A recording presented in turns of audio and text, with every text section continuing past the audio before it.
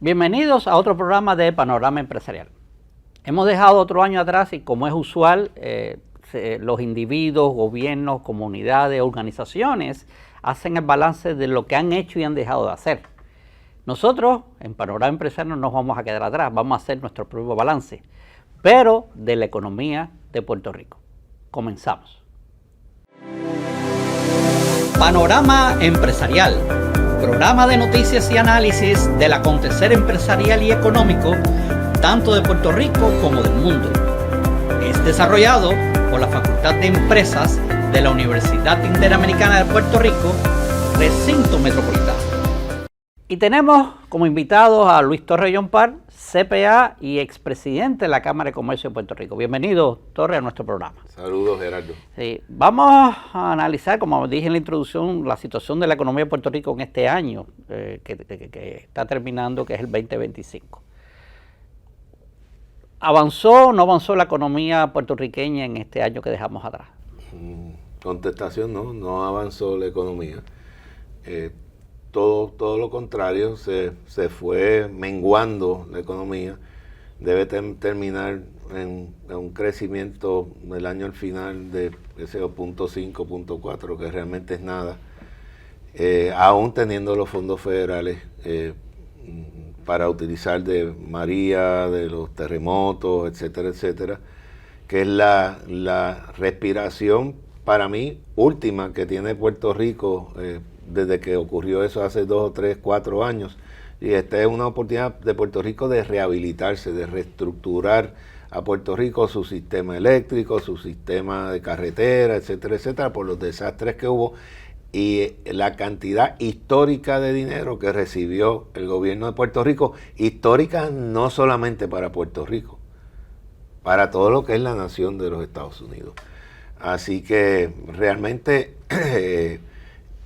cuando comienza también el nuevo mandato del presidente de los Estados Unidos, que empieza con las decisiones que las saca por procesos ejecutivos sin el legislativo, pues cambia el panorama y hemos visto el efecto que ha ocurrido en esa política del presidente, que pueda estar correcto o no correcto. Yo pienso a lo mejor que la forma que se ha atendido no es la apropiada. Yo hubiese utilizado otra estrategia diferente, pero esa es la forma del presidente de negociar. Y ha habido el aumento en los aranceles. Tenemos las guerras que están ocurriendo, que ya estaban ocurriendo, ¿verdad? En el área de Ucrania con Rusia, el Hamas allá con Israel. Tenemos por otro lado, el que sí es nuevo, el lío con Venezuela, que ya incide en que a Puerto Rico lo están utilizando para mí como una base militar. Eso es lo que yo veo de Puerto Rico.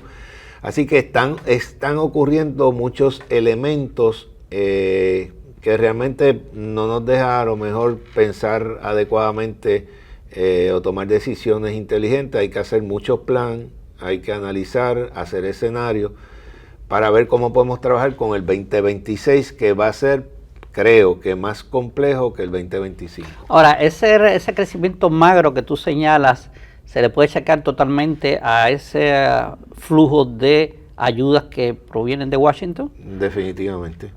Tiene que ver con los fondos federales que se han utilizado, y hay un sector que ha ayudado un poco, que es el sector de turismo, que ha crecido enormemente. Ha ayudado un poco porque obviamente el sector de turismo en Puerto Rico, en términos del Producto Nacional Bruto, pues más o menos un 6-7%, ¿verdad? Maybe 8% ahora. Pero ha sido contundente, ha creado actividad en la economía por todos los visitantes que hemos tenido, que mueve todo lo que es empleo directos e indirectos de turismo. Así que eso también ha ayudado. Sí, qué bueno reconocer que este desarrollo que ha tenido el turismo en Puerto Rico en los últimos años le ha permitido a la isla llegar por primera vez, fue en el año 2024, a la cifra de 4 millones de turistas. Hacía tiempo que Puerto Rico estaba coqueteando con esa cifra, parecía un momento determinado una cifra mítica que no se podía alcanzar, y se alcanzó y se rebasó. Inclusive los pronósticos para este año y el próximo es que podamos llegar a los 5 millones de de turistas, visitante, ¿no? De visitantes. Que decir que vamos a decir que ese es un componente local que de cierta forma ha apoyado este crecimiento magro, ¿no? Más allá de los fondos federales. Sí, son esos sectores obviamente de turismo y los fondos federales, porque lo que es el proceso de lo que Puerto Rico es clave, que es más del 45% a promedio, 45%, que es lo que es manufactura, ¿verdad? Con lo que son productos medicinales o medical devices, instrumentos de medicina, de salud. Realmente los impactos han sido más recientes en octubre, noviembre, que es que hay una inversión adicional de plantas que ya estaban en Puerto Rico. Como para ampliar la operación. Para ¿no? ampliar las operaciones. Sí, fíjate, Gerardo, yo siempre comento que cuando se habla de la inversión de estas multinacionales en Puerto pienso que con intención o por desconocimiento, el mensaje que se lleva es que estos 200 millones o 300 millones o lo que fuera, invirtiendo en Puerto Rico, es que van a entrar a la economía de Puerto Rico. Y esa no es la realidad. Acuérdate que todas estas reinversiones que hace todas estas plantas ¿verdad? De manufactura de productos médicos, el equipo viene de afuera. O sea, no es... en Puerto Rico pues sí hay un impacto en lo que es la construcción del crecimiento, los arbitrios en cierta manera que puedan pagar porque tienen unos decretos que tienen exención contributiva. Sí, la creación de empleo es importante porque si expande tiene que crear empleo, pero a veces yo digo como que estamos llevando el mensaje incorrecto. Eso no es que están invirtiendo en Puerto Rico vamos a decir adquiriendo en Puerto Rico esa cantidad. ¿Dónde se va esa parte de esa nueva inversión? ¿Para dónde se va? Esa se va básicamente para Estados Unidos porque son plantas de los Estados Unidos. Pienso que a lo mejor hay parte de equipo que ellos lo traen de China. O sea, que lo traen, contabilizan dentro del monto de invertir esas plantas que traen de Estados Unidos. Unidos. Puerto Rico no vende ese equipo. Claro. No se manufactura en Puerto Rico, que sería parte de crecimiento económico y de desarrollo económico por crecimiento económico. Eso no se manufactura aquí, los equipos. No se venden aquí tampoco. Porque tú dices, bueno, no se manufacturan, pero a lo mejor lo tienen que comprar aquí. No, tampoco se compran aquí. Así que gran parte de esa inversión viene de afuera, y el impacto en Puerto Rico yo lo veo como que es sí construcción, que utilizan ingenieros y compañías de construcción de Puerto Rico. Y mano de obra para construir. Y mano de obra de Puerto Rico, y los empleos que se crean después por crecimiento de la línea de producción. Ahora, en esa línea, ciertamente para crecer se necesita financiar el crecimiento, ¿no? Y el turismo, ahorita lo estaba mencionando, yo creo que ha jugado ese papel. No aportará mucho en términos del Producto Interno Bruto como la manufactura, pero es un instrumento de financiamiento para las economías donde se practica el turismo. Pero Puerto Rico necesita también otra fuente, que es la inversión foránea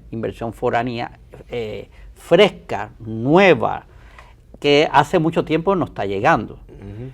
¿Por qué no está llegando esa inversión extranjera nueva, fresca? Fíjate, otra vez, tenemos que ver los atractivos que puede haber desarrollado Puerto Rico. Todo esto es mercadeo. Y tenemos que mercadear Puerto Rico. De las oportunidades que tiene Puerto Rico. Y todavía yo pienso que hay desconocimiento de Puerto Rico tan cerca como Estados Unidos y tan lejos como Europa o Asia o lo que fuera. Yo tuve una experiencia, claro, hace 25 años, cuando yo presidí la Cámara de Comercio de Puerto Rico, que hicimos mi visión, maybe de avanzada, es que el crecimiento de Puerto Rico tiene que ser un crecimiento empresarial, ¿verdad? Fuera de Puerto Rico, es decir, exportación. Porque Puerto Rico es un mercado pequeño, y si todos los empresarios de Puerto Rico quieren vender nada más en Puerto Rico, tienen un grave problema. Se satura el mercado. Se satura. Así que mi visión hace 25 años era decirle a los empresarios, mi gente, vamos a exportar. Muchos decían, no, pero yo estoy haciendo negocio, estoy ganando dinero, empresarios importantes, ¿ok? Y yo estoy bien, yo decía, bueno, estás bien hoy, pero mañana a lo mejor no va a estar. Bueno, lamentablemente mis palabras se convirtieron en realidad. Muchas veces, ¿verdad? En mi vida profesional y participando de foros así, yo a veces digo cosas que rezo porque no ocurran, ¿ok? Si no son positivas. Y lamentablemente la mayoría ocurren. Así que el puertorriqueño, las empresas puertorriqueñas se dieron cuenta cuando estuvieron en problemas, que fue después del año 2000, Puerto Rico de verdad ha tenido una contracción económica increíble, un deterioro increíble, pues se dieron cuenta, yo no puedo hacer suficiente negocio aquí, déjame estar en las redes, déjame esto. Bueno, pues lo adelantamos hace 25 años, algunos hicieron caso, pocos, otros no hicieron caso y después lo tuvieron que hacer reaccionando, que es nuestro problema y el problema también de gobernanza del país y el problema del sector privado. No hace un plan estratégico, no va más adelante a ver otras variables. Mira verticalmente y ya se olvidó. No mira en el horizonte y es preparar lo que va a ocurrir. Entonces reaccionamos. Y un ejemplo que yo siempre doy. Si usted está en un automóvil y se va a bajar al centro comercial o a un restaurante o lo que fuera y está nublado y está tronando, tome su paraguas del automóvil. No reaccione que después cuando tenga que regresar al automóvil está lloviendo y dice no baje el paraguas y me voy a mojar. Y eso lamentablemente muchas empresas puertorriqueñas trabajaban así, ahora yo creo que han madurado mucho y gobierno, yo creo que no hay un plan prospectivo. Tú te pones a pensar como países como que nos copiaron los modelos. ¿Cómo cuáles países? Y Singapur, etcétera. O sea, países que son, tienen otras condiciones políticas, ¿verdad? Pero son países que copiaron el modelo de Puerto Rico. ¿Por qué eso, Irlanda, etcétera? ¿Por qué esos países han sido exitosos? Porque revisan el modelo. O sea, no se quedan estáticos, no dicen, ok, esto es lo que yo voy a hacer y no voy a hacer más nada. Revisan el modelo. Tú tienes otro ejemplo que no es que copiaron de Puerto Rico, porque es mucho más moderno eso, que es Dubái, que creó las islas artificiales cuando su función primaria era ¿qué? Petróleo. El petróleo. Pero ¿qué pensó esa gente hace 20 años atrás? Porque estamos hablando por lo menos hace 20 años. A veces yo digo tiempo y me dicen, no, Luis, hace 30. Y yo, bueno, es que el tiempo se va volando. Y uno dice, pero ¿y qué? Que esa gente dijo, mi territorio va a tener una limitación de aquí a 10, 20 años. Porque el petróleo se le va a acabar. Exacto. Porque el petróleo es finito, es un recurso finito. Exacto. Sí. Y dijeron, pues vamos a crear otro modelo de desarrollo económico. Eso es lo que nosotros jamás, por lo menos en lo que uno tiene, ¿verdad? Antes de uno nacer o cuando uno era niño, pues yo no sé, pero por lo menos desde que uno está en el mundo, ¿verdad? Empresarial, en el mundo de la economía, de la finanza, Puerto Rico yo no veo que se prepara así o se haya preparado así en los últimos 20, 25, 30 años. Así que pienso que eso tiene mucho que ver. Sí, que somos una economía y desarrollamos una política reactiva, no proactiva, ¿no? Y otro problema que afecta y que es importante que se agregue en cualquier modelo, estrategia de desarrollo económico es la persistencia. No somos persistentes en aplicar los proyectos, ¿no? Se nos ocurren tremendos proyectos, lo aplicamos, nos enamoramos de él, lo aplicamos, pero no mantenemos el desarrollo del proyecto. Lo dejamos a media, o simplemente a veces no pasamos de la idea. Esa es otra. Tenemos muy buena idea, pero no se ejecuta. Que pienso que es la mayor parte de las veces. La segunda. La segunda. Que hacemos comités, hacemos esto, pero no se ejecuta. Otra de los ejemplos que yo utilizo es que yo tengo 1 minuto y hay un fuego. Hay personas que creo que es como Puerto Rico ha pasado mucho tiempo, que lo que hacen es que salen corriendo inmediatamente. y se quemaron porque no pensaron, no se estructuraron. Hay otro grupo que también tiene que ver con la burocracia de gobierno, que se queda el minuto ahí y no se mueve, no se inmuta, inmóvil. ¿Y qué pasó? Se quemó. Se quemó también. La filosofía de uno es, tengo un minuto, vamos a dedicar, no sé, 15, 20 segundos, 30 segundos a planificar y los otros 30 a ejecutar. Y eso no lo hacemos. Digo, yo no soy burócrata, pero soy estructurado y planificador. Lo que pasa es que no me quedo ahí, porque si me quedo ahí y no ejecuto, perdí el tiempo. O sea, la inmovilidad nos mata. Claro, la inmovilidad nos mata. Y otra vez se hacen muchas ideas, muchas cosas, muchos comités, mucho esto, lo otro, y no se ejecuta nada. Y eso es un problema. Y entonces viene la otra parte peor, que como no se ejecuta, cuando ocurren las cosas tienes que reaccionar. ¿Me sigue? Están los dos elementos negativos. Y a veces no siempre las reacciones son las adecuadas. No, porque saliste por donde no tenías que salir. Siguiendo en la línea de la inversión extranjera, en los últimos meses, yo diría casi todo el año, se estuvo hablando de la posibilidad de Puerto Rico poder insertarse protagónicamente en esta nueva tendencia que se llama de reshoring, ¿no? Para aquellos que no están familiarizados con el término, reshoring es una tendencia que se ha dibujado, sobre todo a partir de la pandemia, bajo la cual se está tratando de estimular el regreso de compañías norteamericanas que tienen ubicadas inversiones en otras partes del mundo a su territorio original. Y aquí en Puerto Rico, sectores gubernamentales y sectores empresariales han planteado el interés de que Puerto Rico se inserte decisivamente en la misma. ¿Tú crees que realmente Puerto Rico tiene condiciones actualmente para participar exitosamente en esta tendencia? No. Y las razones las doy. Sin embargo, obviamente, el secretario de Desarrollo Económico Invest Puerto Rico está haciendo un esfuerzo y un buen trabajo para eso.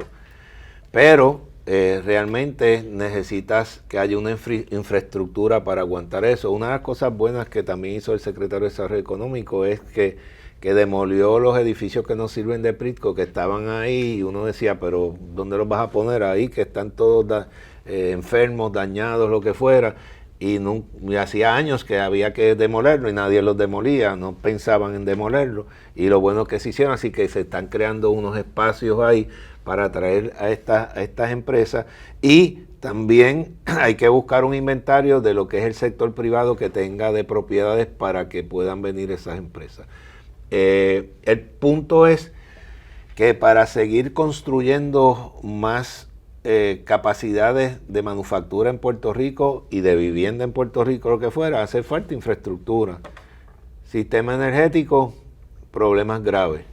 Sistema de acueducto, que no se habla porque la gente se concentra en lo que sube mucho, que es el costo de la electricidad para nosotros, y donde se apaga todo el sistema también es... Sí, el desastre eléctrico atrae la atención de personas, medios de comunicación, pero se olvidan del otro desastre. Que sucedió hace unos meses atrás, el desastre en la parte de acueducto. Analicen bien la parte de acueducto y cotejen cómo están esos sistemas, si no están tan bien obsoletos muchos de ellos, y en algún momento puede ocurrir las explosiones esos de los tubos. Como pasó, como tú dices, hace unos meses, ¿no? Y en esa línea del acueducto es realmente penoso ver cómo, bien metido en el siglo XXI, todavía que haya comunidades sin agua. Yep. Que casi no le llega agua, bien metido en el siglo XXI. Pues entonces, volvemos, no tenemos infraestructura. Un país que le llaman desarrollado. Para mí Puerto Rico, lamentablemente, no lo clasifico como un país desarrollado, tampoco subdesarrollado, pero no tenemos el desarrollo pleno, y el deterioro se ve en lo que hay. Y si vamos a lo que es desperdicio sólido, los vertederos, hace rato que los vertederos se han llenado a capacidad, y no hay un plan formal de cómo vamos a disponer de todo eso. ¿Cómo podemos crecer un país si tenemos problemas en lo que es electricidad, lo que tenemos es agua y lo que tenemos en los desperdicios sólidos? Y obviamente las carreteras, que sabemos que hay muchas carreteras, tenemos carreteras, como bien tú discutes en otros momentos, nosotros hemos discutido, pues en la mayoría de parte de Puerto Rico hay carreteras, pero tú puedes ir por una autopista o por una carretera principal y seguro que te vas a encontrar un boquete y va a caer tu carro y se fastidió. Si vas a carreteras que no son principales, pues peor todavía. Así que puede haber carreteras, pero las condiciones de las carreteras, puentes, oye, Gerardo, hay puentes que se fueron cuando María y todavía no se han hecho los puentes. Y los han hecho algunos temporeros y se caen también. Y personas en comunidad, igual que no tienen agua, personas en comunidades que no pueden salir de su comunidad porque el puente ya se ha caído, se ha erosionado, lo que fuera. Eso es un país desarrollado. Realmente son unos retos que tenemos en Puerto Rico y es como una burbuja. Nosotros a lo mejor en el área metro vivimos una burbuja, aunque no toda el área metro vive en una burbuja, porque hay áreas en el área bien metro pobre, sí, en el área bien pobre, pero hay una burbuja o hay un telón que cuando María se corrió y nos dejó ver qué es la realidad de Puerto Rico. Hay personas que no tienen para comer y uno dice, pero ¿cómo es posible si están los fondos federales? Bueno, pues hay personas que no tienen para comer. Hay personas que no tienen para cumplir si su salud o su comida, que reciben seguro social, que reciben a lo mejor fondos federales, principalmente las personas de la tercera edad, pero con los costos que han aumentado, etcétera, tienen que decir que voy a comprar algo al supermercado o mi medicina. Eso es un país desarrollado. Ese es el país que nosotros queremos tener. No, aquí hay realmente una pobreza bien... Yo no quiero tener un país así. Aquí hay una pobreza bien fuerte, pero que está enmascarada por los fondos federales. Pero realmente lo hay. Hay sectores realmente que viven muy precariamente en ese sentido. Ahora, perspectiva de la economía puertorriqueña para el 2026.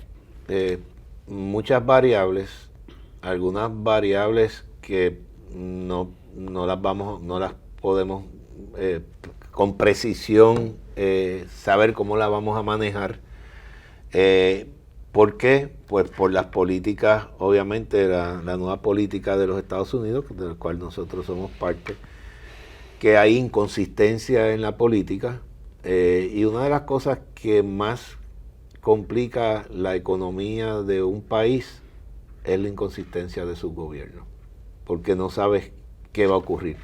La Bolsa de Valores, por cierto, en este año 2025 ha sido positivo su crecimiento, ha tenido fluctuaciones negativas que han bajado, pero han vuelto a subir sustancialmente. ¿Y por qué?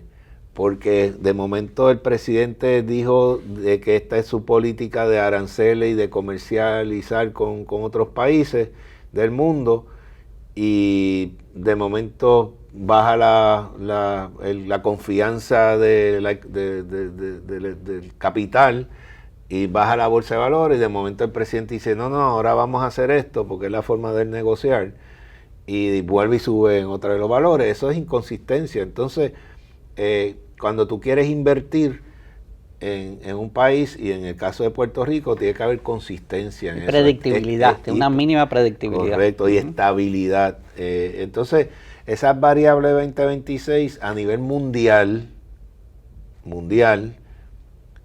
son signo de interrogación. No, y hay que entender que esta guerra comercial que Trump desató con el mundo, cómo se va a seguir desarrollando en el 2026. Y esto ciertamente de alguna forma positiva o negativa va a afectar a Puerto Rico, porque hay que entender que Puerto Rico es una economía netamente importadora, importa el 85% de los recursos, de los productos que aquí se consumen. Así que, de acuerdo a cómo esté la política arancelaria de Estados Unidos versus el resto del mundo, así va a tener un impacto en la isla, ¿no? Y es como tú dices, a veces nosotros entendemos que Puerto Rico está en una visión micro, que es que estamos aquí en Puerto Rico y no existe más nada. y a lo mejor existe República Dominicana porque me voy de vacaciones, pero no de otro punto de vista. A veces un poco la expande a que está Estados Unidos y sigue siendo micro para mí, porque se olvidan que el mundo cambió hace rato y que Estados Unidos, inclusive, no necesariamente en muchas medidas que hay, es el país más sólido. Inclusive la deuda que tiene Estados Unidos y en aumento sustancialmente es inmensa. Y parte de los dueños de esa deuda de Estados Unidos son los chinos y los japoneses, sustancialmente, o sea, tienen una gran cantidad de esa deuda. Así que tenemos que pensar de que lo que ocurra en Asia o en África, lo que ocurra en China o India o en Europa, lo que fuera, hay una cadena que va a afectar, y ya está ocurriendo. O sea, me imagino que los que nos están viendo y escuchando saben lo que está pasando, ¿no? Porque se le afecta el bolsillo. Claro. Así que todo esto es una cadena. No es hace 30 o 40 años atrás que era Estados Unidos y lo otro era llovizna. Así que no es llovizna. China se ha adelantado mucho. Estados Unidos se durmió. Una de las cosas positivas de Trump es que pues se dio cuenta de que Estados Unidos se había quedado dormido y que los chinos se están quedando con América también. Y los chinos están metidos en Latinoamérica bien fuertemente. Y vamos al canal de Panamá, que ya casi lo tenían controlado cuando Trump tuvo que hacer su fuerza a la cañona para decirle al gobierno de Panamá, no, esto no es así. Y China está metido en Venezuela, y China está metido... O sea, realmente los chinos han comido los dulces de Estados Unidos sin Estados Unidos darse cuenta. Y por otro lado, han adquirido desde hace más de 10 años, pasados 10 años, 15 años, han adquirido muchas empresas de origen o raíces de los Estados Unidos de Norteamérica, que no nos damos cuenta que los dueños son chinos, porque uno que compra no sabe, pero vaya y haga un search y diga qué empresas que eran de los Estados Unidos de Norteamérica de capital, ahora es de capital chino, y se va a asustar. Así que los chinos se han empoderado de muchas cosas que tienen con Estados Unidos, y Trump lo que ha hecho es, lo que es su naturaleza es pelear a la brava, porque de verdad, yo pienso que en parte Trump tiene razón. Mi único punto es, en esta guerra comercial, es el método que utilizó, de la rapidez. Yo no puedo hablar con todos los líderes de todos los países, así que le voy a enviar una carta, un memo, ¿verdad? Una carta diciéndole que le voy a aumentar esto. Eso no es la forma de uno gobernar, ¿verdad? Pero es su forma. Bien. ¿Tú crees que en el año 2026 por fin Puerto Rico pueda tener un modelo, una estrategia de desarrollo económico? Bueno, ojalá. La gobernadora hizo una comunicación. Sí, hace poco un llamado, una convocatoria para crear una agenda de crecimiento económico. Convocó a empresarios, academia, para que creo que en 60 días se supondría que haya una propuesta en esa línea. Yo te confieso que esa convocatoria, que bueno, la aplaudo porque antes no había habido ninguna convocatoria, ¿no? Como digo, de lobo un pelo, ¿no? Pero me trae tres preguntas, ¿no? La primera es, ¿por qué se convocó ahora, se hizo esa convocatoria y no se hizo, digamos, en enero y febrero, cuando esto es un tema medular? Que la segunda pregunta que me nació, es si tú te lanzaste al ruedo electoral para llegar al poder, ¿no se supondría que ya tuviera una agenda, un proyecto de crecimiento y desarrollo? Y la tercera pregunta que me surge es, ¿por qué de crecimiento no de desarrollo económico? Son dos cosas aparte. Ciertamente, para tú llegar al desarrollo tienes que pensar en crecimiento, pero desarrollo es algo importante, o sea, no es algo secundario. Entonces, ¿cuál es tu reflexión? Yo pienso que, no sé si la gobernadora está consciente o no, clara o lo que fuera, pero yo sé que a mí me pidieron una amistad o lo que fuera, que yo trabajara algo de desarrollo económico, y lo hice, lo envié. Como si me lo pide, siempre uno está disponible para Puerto Rico, ¿no? Si lo organizaron, ¿verdad?, con otras cosas, porque realmente no había tiempo, era hacerlo, y va de la mano con algo que tú dijiste ahora. Necesitamos eso en 2 semanas o lo que fuera. En 2 semanas tú no haces un plan de desarrollo económico, y menos con personas que siempre han estado al lado mío cuando yo me he metido en estos revoluces, que son jugadores importantes de Puerto Rico con mucho conocimiento, y que yo los puedo llamar. Ellos saben cómo yo pienso, yo sé cómo ellos piensan, y podemos hacer un buen modelo, ¿verdad?, para desarrollo, crecimiento y desarrollo económico de Puerto Rico. Así que creo que hay algo de eso. Por otro lado, la Junta de Supervisión Fiscal, que en la ley promesa estaba la parte de desarrollo económico, igual que ahora, en noviembre es que se dice eso. Bueno, pero como tú dices, por lo menos el gobierno lo está diciendo.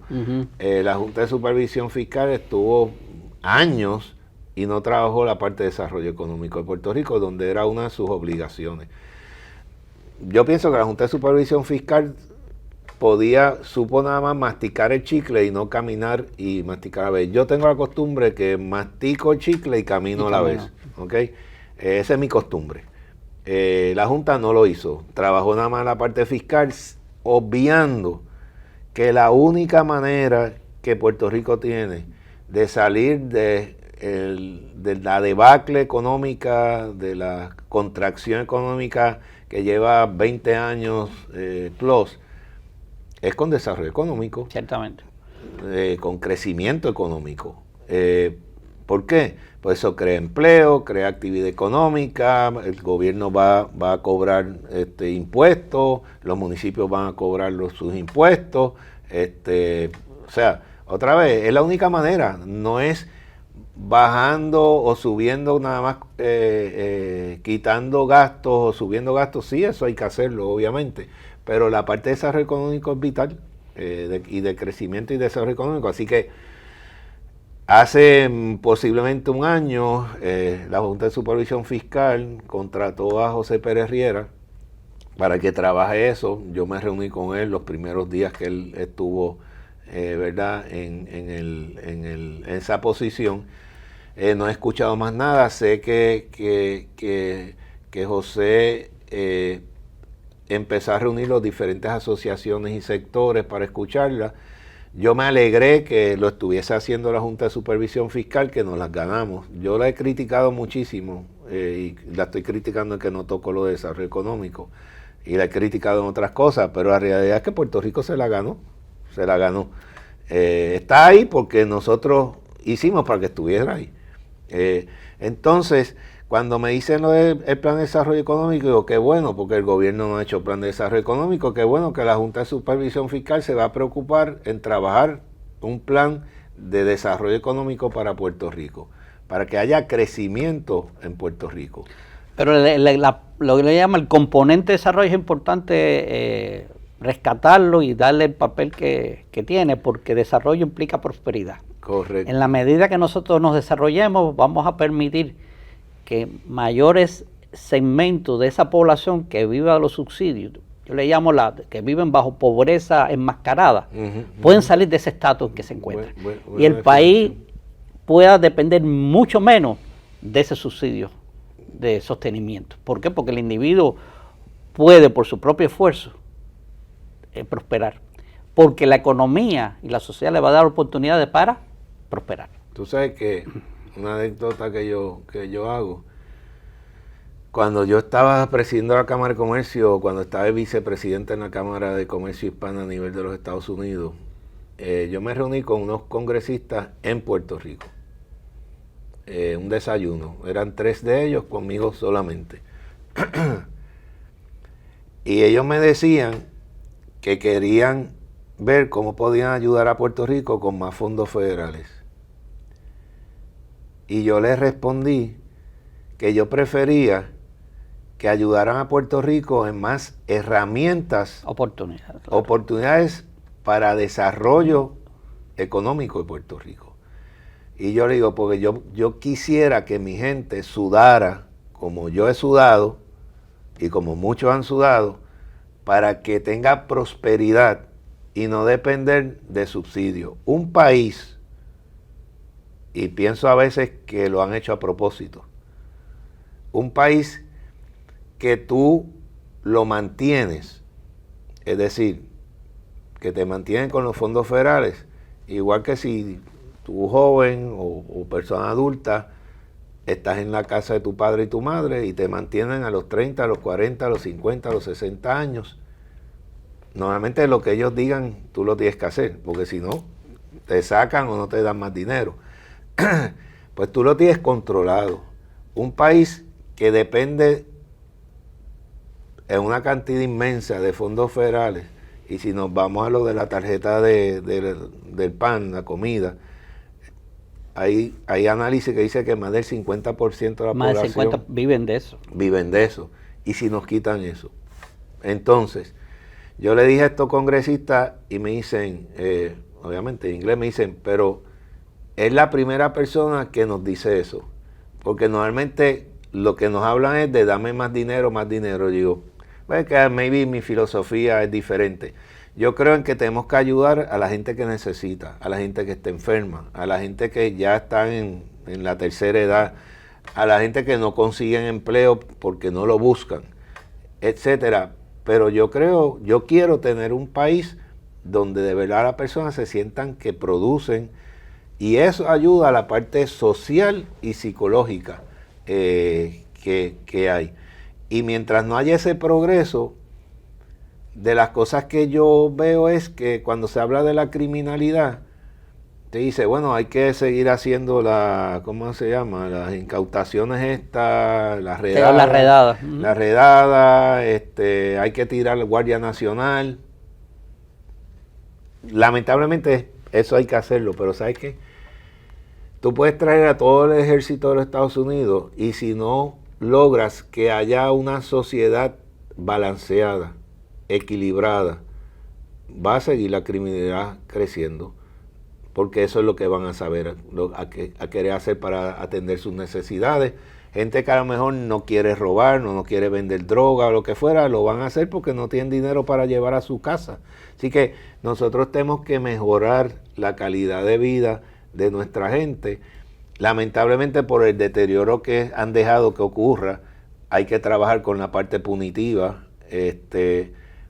pero y tratar de que la rehabilitación sea buena. Inclusive cuando yo presidí la Cámara de Comercio, yo en el Comité de Calidad de Vida trabajé con las cárceles y me he mantenido comunicado con algunos que ya salieron a la libre comunidad y en los que los puedo ayudar, los ayudo, porque hay gente buena en las cárceles. El problema es que su ambiente no los ayudó y tomaron una mala decisión. Así que otra vez necesitamos mejorar la calidad de vida de nuestra gente, como tú dices, Gerardo, para que mejore. Y una de las cosas importantes de ciertos sectores, los empresarios no somos malos. El sistema que vivimos capitalista, siempre que se trabaje de la forma adecuada, porque todos los sistemas son malos. El capitalista que hace las cosas, quiere ser demasiado agresivo y abusar o lo que fuera, es malo. Igual que el socialismo o el comunismo o lo que fuera, que la filosofía es bonita, pero también los que viven bien son X personas y el resto del pueblo que se chave, ¿verdad? Así que todo tiene su pro y su contra, pero los que pueden ayudar a mejorar la sociedad puertorriqueña es el sector privado, es desarrollando negocios, va a haber ganancia porque eso es parte de... Creando empleos. Eso es parte del proceso. Pero, oye, no tiren al sector privado empresarial con epítetos negativos. Sí hay malos en el sector privado y empresarial, obvio, igual que hay malos en el sector que no hace nada, y hay buenos también. Claro. Bueno, los vaticinios de muchos analistas para el 2026 no son muy halagüeños que digamos, pero yo por lo menos yo siempre soy un individuo que vive de esperanza. Yo espero que esos vaticinios se equivoquen y tengamos un 2026 en relación a la economía de Puerto Rico mucho mejor de lo que tuvimos en el 2025. Ojalá que sea así. Sí, sabemos que los vaticinios son que va a haber decrecimiento en 26, 27 y 28, subiendo 0.8, 1.2, 1.8 en el 28 o lo que fuera. Es una situación complicada para Puerto Rico. Realmente dejamos deteriorar al país a un nivel que ahora estamos en estado de emergencia. Hay muchas variables que muchas no son controlables internamente y obviamente por situaciones externas que existen, y realmente hay que trabajar con diferentes escenarios de qué sucede si dentro de la no consistencia del presidente de los Estados Unidos, si ocurre X, Y o Z, y qué sucede si quitan fondos del PAN, y qué sucede si quitan fondos de Medicaid que vencen el 2026, 2.500, 2.000 y pico de millones de dólares, y nos quedaríamos con 500 millones. ¿Qué va a pasar con la reforma? No podemos tener a toda la reforma gente que tenemos, de la salud. No podemos tener a todas las personas, o hay que reducir. O sea, hay muchos retos. Mientras tanto, ojalá que surja un plan de desarrollo económico de Puerto Rico, que como tú bien sabes y dices, eso no se va a solucionar en un año o dos. No. Un programa de desarrollo económico de un país fácil toma más de 7 u 8 años en que explote, ¿verdad? Maybe hasta una década. Así que, pero obviamente va a ir paulatinamente haciendo sus efectos. Así que estamos en una situación, yo te diría, de emergencia, que nos las hemos buscado, y en parte ahora no tenemos control de menos cosas. Así que tenemos mucho trabajo para hacer y ayudar a Puerto Rico. Pero de todas maneras esperemos que haya un poco mejor luz, por lo menos para la economía de Puerto Rico, ¿no? Esperemos que sí, hay que ser positivo. Hay que ser positivo. Y la capacidad de Puerto Rico, del puertorriqueño es grande. Es indiscutible. Es indiscutible. Si hacemos bien las cosas como las tenemos que hacer, yo estoy seguro que caminamos hacia adelante y echamos adelante, y muchos de los que se fueron, a lo mejor podemos hacer que regresen. Ojalá. Bueno, muchas gracias por tu intervención, por tu presencia aquí. Y bueno, otras veces ya hemos trabajado este tema en otras ocasiones en la economía de Puerto Rico, y lo había dicho en aquel momento y lo vuelvo a repetir. Esto es un tema abierto, un tema en proceso, un tema que por lo tanto hay que darle seguimiento. Así que hasta aquí nuestro programa, y antes de irnos, siempre les recuerdo que se suscriban a nuestro website, le den like a la campanita para que puedan tener acceso a otros contenidos de nuestro programa. Será hasta la próxima. Hasta luego.